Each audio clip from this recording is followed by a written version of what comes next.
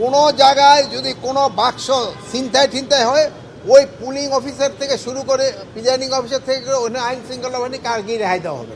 এইবার হলো তারা নির্দ্বিধায় কোনো দলের পক্ষ না হইয়া সরকারি কর্মচারী হিসাবে কাজ করবে।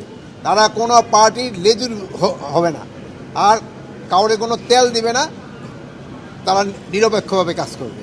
উপদেষ্টা মধ্যে একটু শেরপুরের বিষয়টা বলবেন। 24 ঘন্টা সময় দিচ্ছে, 24 ঘন্টা পরে আইন শৃঙ্খলা পরিস্থিতির অবনতি হলে আপনাদের দায় নিতে হবে। এ পর্যন্ত একজনও এখন আইন শৃঙ্খলা বাহিনীর অবনতি হলে তো আমাদের দায় নিতে হবে না, এটা আমাদের দায়িত্ব আইন শৃঙ্খলা ঠিক রাখা। আমাদের দায় আইন শৃঙ্খলা ঠিক রাখা তো আমাদেরই দায়িত্ব। এখন পর্যন্ত একজনও গ্রেপ্তার হয়নি।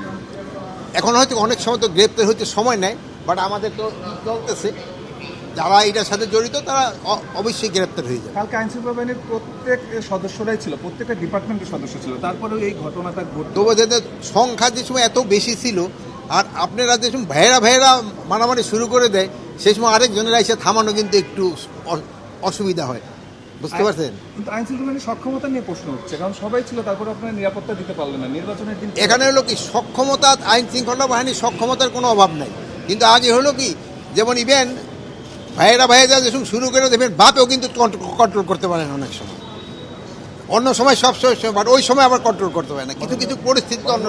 22 থেকে 29 তারিখ এই 7 দিনে 4 জন নির্বাচনী সহিংসতা এই পর্যন্ত।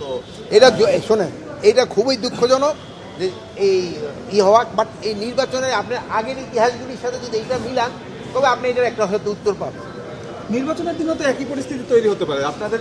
নির্বাচনের দিকে যত নির্বাচন হয়েছে ওটার থেকে সবচেয়ে একটা ভালো নির্বাচন হবে আপনাদের সহযোগিতা।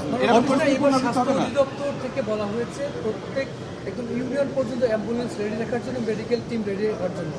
তার মানে কি যে এবার আমরা একটু সংখ্যা, মেডিকেল টিম সকল সময়ই তৈরি থাকে, ফায়ার সার্ভিস 24 ঘন্টা তৈরি থাকে। এখন হলো যে নাসিম ঠিক কথা বলছে, আরেকটা জিনিস হলো এগুলি বসে থাকে, প্লাস অনেক বয়স্ক লোক আছে যারা এই নির্বাচন দিতে যায়, দেখবেন যে একজনে কোলে করে যাচ্ছে, ওই সময় তাদের কোনো নির্দেশনা অফিসারদের দিয়েছেন আপনারা?